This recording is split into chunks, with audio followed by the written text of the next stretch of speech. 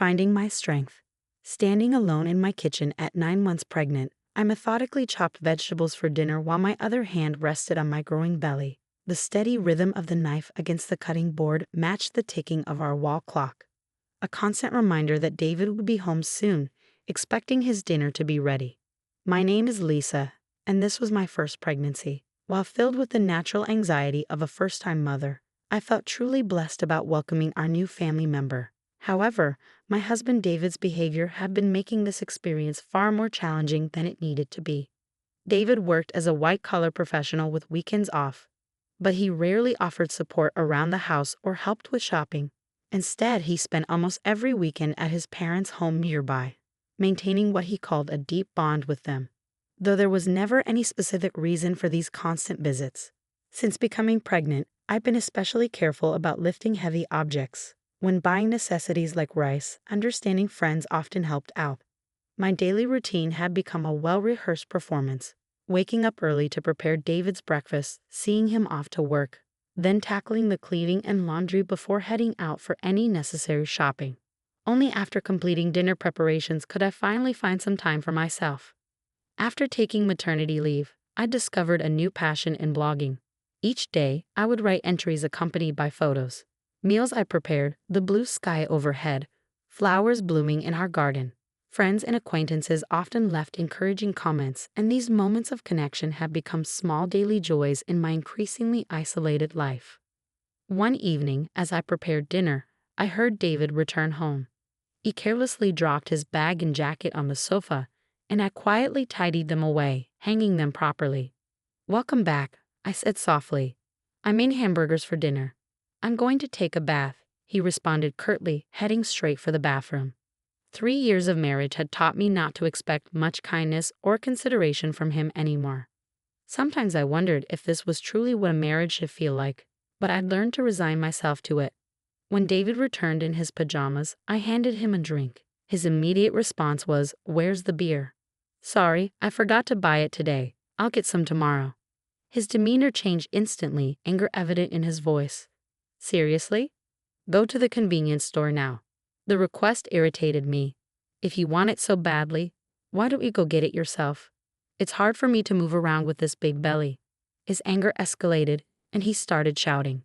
"You're the one who forgot to buy it. It's your job to fix that mistake. Just because you're pregnant doesn't mean you get special treatment. My mother always said it's important to keep moving for the sake of health." Knowing that he wouldn't calm down easily when angry, I reluctantly decided to go to the convenience store. Upon arriving, I encountered Sarah, a neighbor who often brightened my days with her cheerful presence. "Oh, Sarah, good evening," I greeted her, trying to mask my distress. "Good evening, Lisa. Did you forget something too?" "I ran out of sauce," she replied with her characteristic warmth. "My husband really wanted beer, and he told me to buy it," I explained, the words tasting bitter in my mouth. "Why didn't he just go himself?" Sarah's question echoed my own thoughts exactly. "That's what I said, but it didn't get through to him." Sarah's expression softened with concern. "You're having a tough time, aren't you, Lisa?" After walking together for a bit, we parted ways at a crossroad. When I returned home, David was lounging on the sofa watching TV, having made no effort to clean up after dinner. "Why did it take you so long? What were you dawdling around for?" "Give me the beer," he demanded, his voice thick with irritation. I handed him the beer without a word and began cleaning up after the meal, my heart aching from his insensitive remarks. I wanted to retort, to defend myself, but the thought of another shouting match kept me silent. The next morning, David acted as if nothing had happened. He seemed to be the type who forgot everything after a good night's sleep. But I couldn't forget his words from the previous night, and I consciously ignored him. "Why are you making that face so early in the morning? Don't take it out on me," he complained. "I'm heading to work now, so be a bit considerate. You know the importance of appreciation, right?" His words filled me with the urge to point out his own lack of appreciation, but all I could manage was a deep sigh as I saw him off. "I won't eat dinner tonight. See you," he called out, leaving in a hurry without any explanation. After he left, I took care of the household chores and went shopping as usual. Since he said he wouldn't be home for dinner, I decided to prepare something simple just for myself. However, Just as I was about to start my solitary meal, I heard his unexpected return. "I'm back," he announced. "Welcome back, but you said you didn't need dinner today." "Yeah, but my drinking party got canceled." "I'm hungry. You have something to eat, right?" "Well, I only prepared a meal for myself today." His face contorted with anger upon hearing this. "Didn't you even consider the possibility I might come back? This is unbelievable." He moved to the dining table, and upon seeing the dinner I prepared, his mood worsened further. "What do you call this a meal? I seriously question if you're properly doing your duties as a housewife. Don't waste the money I'm working for." I quickly prepared something for myself. "Please don't get mad like this. Maybe you should learn proper cooking from my mom. Honestly, I've always found your cooking lacking." His constant comparisons to his mother cut deep. "I can't eat this. Go buy something. It's already night, and I've taken a bath. Can't you go buy it yourself?" "Forget it. You forgot to buy beer yesterday, didn't prepare dinner today. It's so frustrating. I'm going back to my parents' place." With that, he stormed out. Left alone in the house, I felt a strange sense of relief. The next morning, as expected, I received an angry call from David's mother. "How can you not serve David a proper meal? This feels like moral harassment, if not worse." I tried to explain what had happened, but she wouldn't accept it. After apologizing just to end the call, my mood plummeted completely. Since David wasn't home, I decided to have a leisurely late brunch. However, the thought of him coming back that night weighed heavily on my mind. Considering yesterday's events, I decided to make tonight's dinner special. I shopped with more care than usual, selecting ingredients and making sure to add David's favorite beer to the cart. I was determined to prepare a dinner that would earn his praise. I shortened my blog update time to allocate more time for cooking. After dedicating ample time to preparations, I set the table beautifully, as if for a special occasion. Looking at it, I felt a sense of accomplishment and couldn't help but praise myself. With this spread, I thought he should definitely be satisfied. I waited patiently in the dining room for David to come home, but as time passed, there was no sign of him. I tried contacting him several times via my smartphone, but there was no response, and I grew increasingly worried as the hours ticked by. 1 hour passed, then 2. I began to get anxious. Had he possibly gone to his parents' house? I called them to check, but they said he hadn't come there either. I tried calling David multiple times, but still no response. As midnight approached, just when I was considering contacting the police, a staggering David returned home, clearly drunk. "I'm home," he slurred. I rushed to the entrance in concern and found him lying on the hallway floor. "What happened? Are you okay?" Hearing my voice, he responded angrily, "Too loud. Go away." He staggered toward the dining room, and when I tried to support him, he forcefully shook off my hand. "Don't touch me. Don't come near me with that ugly face. To think you're my wife." In his drunken state, he spat out those words and then just lay down right there. His remarks were beyond shocking. Why couldn't he consider others' feelings? His words hurt me deeply, and I was filled with thoughts that maybe he no longer saw me as family. Tears welled up in my eyes as I looked at the elaborate dinner I prepared. It was all for nothing. I ate alone, enveloped in loneliness. The next morning, David woke up as if nothing had happened. "My head hurts. I guess I drank too much. But why did you leave me in the hallway?" "You chose to lie down there, David. It's not my fault." "Aren't you my wife? At least take care of me when I'm drunk." His words made me wonder why he always blamed me right away. "If you weren't going to eat at home, you could have at least let me know. I prepared a nice meal and called you multiple times. Why didn't you answer?" "My drinking party from the day before got rescheduled to yesterday. Do I have to report everything? Besides, you know how hard it is to pick up the phone during a gathering. Think about my situation." With every word David said, my heart grew colder, and my expectations of him diminished. I realized that if I lowered my expectations even further, I wouldn't feel hurt or disappointed anymore. A few days later, David made an unexpected suggestion after returning home. "Hey, want to go on a family trip soon?" "Really?" I was surprised by the offer. "But I'm talking about a family trip with my mom and dad. They want to join." I was taken aback. Why would his parents make such a proposal? Tensions existed between me and David's parents, and whenever there was an issue concerning David, they tended to blame me. I'm about to give birth soon, and traveling a long distance might be a bit risky. I expressed my concern. How many times do I have to tell you? Just because you're pregnant doesn't mean you're sick. My parents are thoughtfully inviting us. But what if something happens? It'll be fine. Everything's already decided. We'll go for 2 nights and 3 days next week. Next week is my due date. That's a bit. Just do as you're told. Prepare for the trip. End of discussion. David just expressed his opinion and then left the room. I was troubled by this situation. The next day, I sought advice from a close friend and explained everything.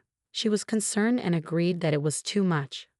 While I was contemplating how to decline the offer, the day of the trip suddenly arrived. Actually, I'm not feeling well today. I'm worried about the baby, so I'm going to rest at home. I tried to use that as an excuse, but David didn't seem convinced. Anyway, you can just rest in the car and you'll be fine. Come on, bring the luggage. We're heading to my parents' house, so hurry up. As we headed to the car, I was worried and asked, "Is this really okay?" After loading our luggage into the car and sitting in the passenger seat, I felt warmth at my feet. Looking down, I noticed water spreading around them. Oh my water broke. I immediately informed David. "David, I think my water just broke. Please take me to the hospital quickly." Taken aback by the situation, David exclaimed, "Are you serious?" "Yes, I'm serious. We need to go to the hospital now. The baby might be coming." While I was trying to clean up the water with a towel in the car, David suddenly opened the passenger door. "David, what are you doing? We need to go to the hospital." "Get out. You're going to make a mess in a car." I was in complete shock. "What are you saying?" I said, "Get out. I need to clean the car." Then David forcefully pulled me out of the car. In this unbelievable situation, he said, "I can't believe this. We were supposed to be on a family trip. Just go to the hospital by yourself." I was too shocked to say anything. As I called out to David, "Wait, how can you leave me here like this?" He drove away, leaving me behind. Feeling overwhelmed, I quickly dialed for an ambulance when someone approached asking, "Lisa, are you okay?" It was Sarah, looking concerned. She immediately recognized my predicament and arranged for a special taxi, comforting me throughout. Grateful for her kindness, tears streamed down my face. Soon after, I safely arrived at the hospital thanks to Sarah's help. On the way, she held my hand and cheered me up, staying by my side until I was taken to my room. While being transferred, I made a silent vow. I will make him pay for this. Even as labor pains grew, Sarah kept holding my hand. Furthermore, she contacted my parents, who soon arrived at the hospital and looked deeply concerned. Sarah whispered to them, "There's something I want to discuss." The 3 then left the room. As the labor pains intensified, my smartphone vibrated from a corner of the room. When my parents checked who it was, they said it was David. They looked displeased, but I took the call anyway. As soon as I answered, I heard a panicky David say, "Help me." However, I was in no state or mood to converse with him and promptly ended the call. Despite my parents turning off my phone, David continued to send messages. As labor intensified, I was finally moved to the delivery room. After enduring the pain for some time, I finally heard my baby's cries. Exhausted, I saw my parents and Sarah standing before me with warm smiles. Relieved, I closed my eyes and rested. When I woke up after a few hours of sleep, I found myself lying in the hospital bed. Rubbing my eyes, I noticed my parents sitting next to me, their faces filled with concern.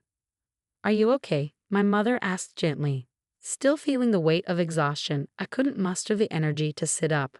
While my father looked teary-eyed, my mother consoled him, saying the postpartum period can be exhausting. Witnessing this heartwarming scene, a smile formed on my face. "How's the baby?" I inquired. My parents informed me that the baby was undergoing some tests, but would be back in the room soon. However, I noticed Sarah wasn't present. Responding to my unspoken question, my mother remarked, "Sarah left a little while ago." Thinking about how things might have turned out had Sarah not been there, a feeling of gratitude settled over me. I made a promise with my parents that after being discharged, I would visit Sarah to express my gratitude. Turning on my smartphone to inform my friends about the birth, I was met with an overwhelming number of missed calls, mostly from David. The sheer number left me momentarily stunned, but I felt no hope or expectation from his calls, so I closed the notifications without hesitation. One of my friends visited the hospital room to congratulate me on the birth. As she rejoiced and extended her genuine wishes, I opened up about the recent incidents with David.